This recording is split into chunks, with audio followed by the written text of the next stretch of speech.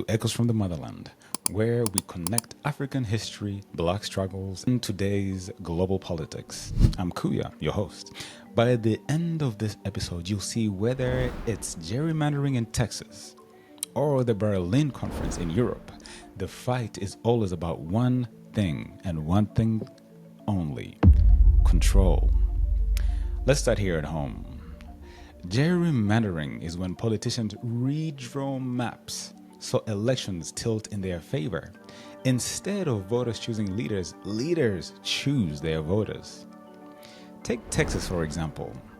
The federal courts have flagged maps here as intentionally discriminatory, slicing up diverse neighborhoods so that Black and Latino voters are watered down. Now, juxtapose that with California. There's a commission meant to keep things fair, but the tug of war still happens to this day. Lines drawn to protect seats and not people. Think about it this way.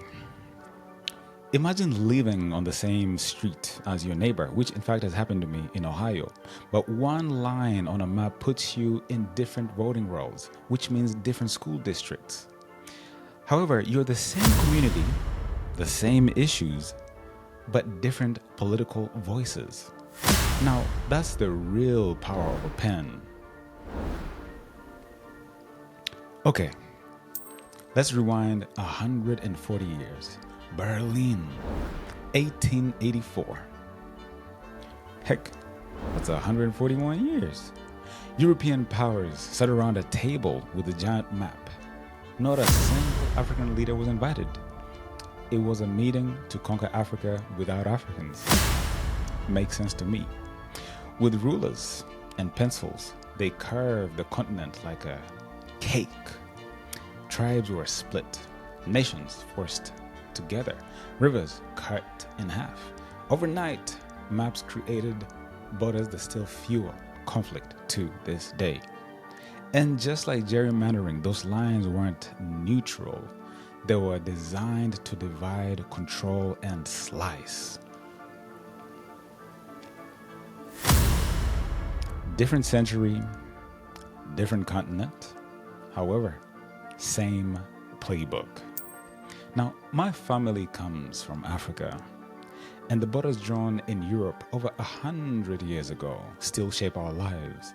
Families separated, cultures have been fractured, economies have been stunted, all because of lines someone else drew. And here in America, as a Black voter myself, I see the same tactic. Lines that decide whether your voice counts fully or barely counts at all. So when I hear gerrymandering, I don't hear a technical term. I hear history repeating itself. So whether it's in the great state of Texas in the year of our Lord 2025 or Africa in 1884, the truth is this: maps are not neutral. They are political weapons. That's the one line takeaway. Every time you look at a district map or even an African border, remember, those lines were drawn with an agenda. Now, folks, if this connected dots for you, please do me a favor. Hit the subscribe, drop a like, and most importantly, share this with someone who thinks maps are just geography. And I want to hear from you. Do you see gerrymandering as a modern scramble for power? Let me know in the comment section below. I will read every single one. And this is Echoes from the Motherland.